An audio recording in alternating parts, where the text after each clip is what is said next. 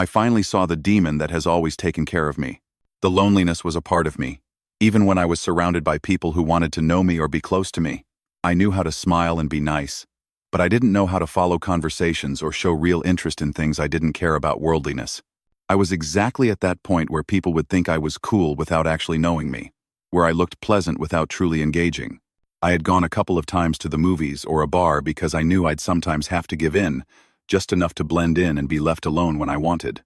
Yet I still preferred going alone to art galleries, movie fests, symphonic concerts, to doodle while sitting in a tiny cafe, or simply to walk. It had been a long time since I had given up the idea of exchanging hearts and souls, because something I learned is that in this overly human world, no one listens. Absolutely no one. They only hear what they want to hear. If you're into small talk, they think you want to sleep with them. If you're into parties and drinking, that you might be a good self-destructive buddy. If you keep to yourself, you're either arrogant or insecure. If you laugh a lot, you're silly. If you're too deep, you're too intense, you don't belong wherever the rest are. If you're too serious, they might actually learn something from you, but that doesn't mean they'll enjoy your company, and so on. There's always a but. Yet if you don't try to fit in, even a little, the feeling that you might lean on someone also vanishes. That too might be an illusion. But we all like to think that somebody will go to our funeral. If I couldn't sort out my life, I'd like to think at least a handful of people cared enough to say goodbye. But in those days, I felt that if a lightning bolt struck me, my only companions at my funeral would be the ghosts that already lurked in the parlor. And nothing could assure me that those ghosts would be good company for all eternity. What if they were as dull as humans? I constantly felt that a part of me was missing, that I couldn't find what I was looking for, without even knowing what it was. The grief for something I had never lost had already become a part of me, making me wander through the world, worn out by how aloof people could be. What if dullness was the norm, and I was the lost one in a world I could not understand at all? What if I was supposed to be born in another kind of realm, and was just the victim of some cosmic mistake? Or what if I was simply and plainly crazy? I just wanted to find someone who could understand the deepest layers of feeling and perception the way I did. Someone to whom I could speak of the connections built between our atoms millions of years ago, and how we're all part of the same living system. Meaning there's much more to existence than working and paying bills. I didn't care about a football team or the new song everyone danced to. I didn't care whether someone's background was physics or literature, or if they were raw vegans or had a taste for human blood. I didn't care about a past full of bliss, or if someone had just gotten out of jail. All I yearned for was a connection that transcended time and space. After all, time was possibly just a human construct. I constantly pictured myself as a spectator locked in a tower, watching everything that happened around me from afar. The few times I tried to jump into the action, deciding to go out, instead of blending into the crowds and following their rhythm, I'd fall into the lake surrounding the tower, infested by flesh-eating crocodiles and other mortal, soulless creatures. Each time I fell, I became more reluctant to blend in, and despite trying to avoid it, sometimes the tower turned to fog or melted little by little, forcing me to swim in those icy waters with all kinds of monsters.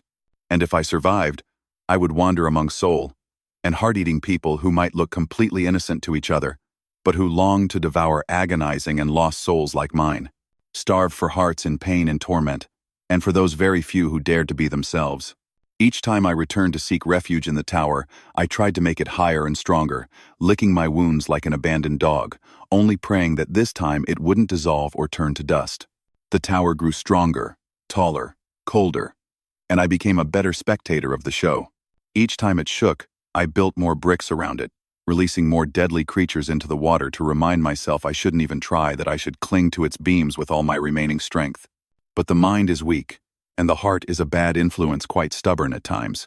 Someone down there had a key in his hand, and I had to see where that key would take me. So, like an idiot, I went down again. We walked by cliffs, crossed hanging bridges, sailed through dangerous waters, avoided erupting volcanoes, and jumped over quicksands. We laughed about dullness, emptiness, and routine.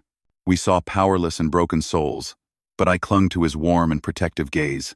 He stretched out his hand to take mine, and although I was hesitant, I finally reached out. His touch was warm and gentle, I felt a kind of serenity flow through my veins, and a soft, smooth tranquility settle in my heart. He led me through murk and shadows, but I wasn't afraid. Through fog and darkness, between tall, menacing trees and shape-shifting shadows with eerie sounds coming from every direction, until we passed through a thick mist and reached, at the end of the path, an entrance to a spiral staircase going down. The gentle warmth of his hand, and a smile that could wake the dead, persuaded me to continue.